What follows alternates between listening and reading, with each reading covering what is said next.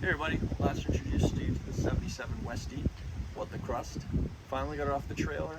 The one I was going to tell you about was the 71 Westy, which I've had since the beginning of January. We're going to start working on this one as well. This is going to be the next project after the 70 Vert. I'm going to start working on this, try to get this on the road. I already got a key made for this, so now it works on all the doors. However, it's still not working with the ignition. I still got to see what's up with that. This is very much complete with the interior. I'll take you on the other side. We can see how that looks. A lot of spider webs on this as well. There is another. This one's alive here. Oh, lost it. Still can't open this, so I'll have to address that later.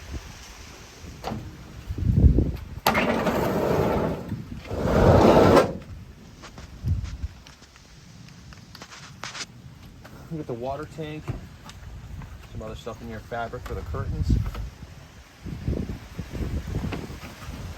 It's got the original vinyl floor. It's got the original mosquito net. It did have the original stool, but I left that when I went and purchased this.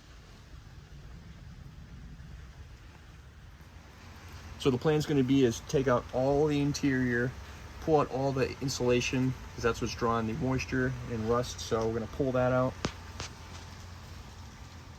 and redo the paneling and stuff like that too. It does have the, obviously the pop top, all the fabric is shot there. It does have the cot, which is cool. But like I said, once we start opening up, we'll address everything in there.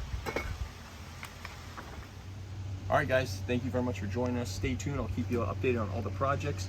I think the first thing we're going to try to do is get rid of the, work on the 70 Vert, finish that completely, and go from there. This will be the second project. Then this is going to be a long time project, the 77 Westy. I do have some parts for it already, but I still need the slider, and I still need a jalousie window. If you guys have any leads on that, please let me know. We'll go from there, but I appreciate you joining us.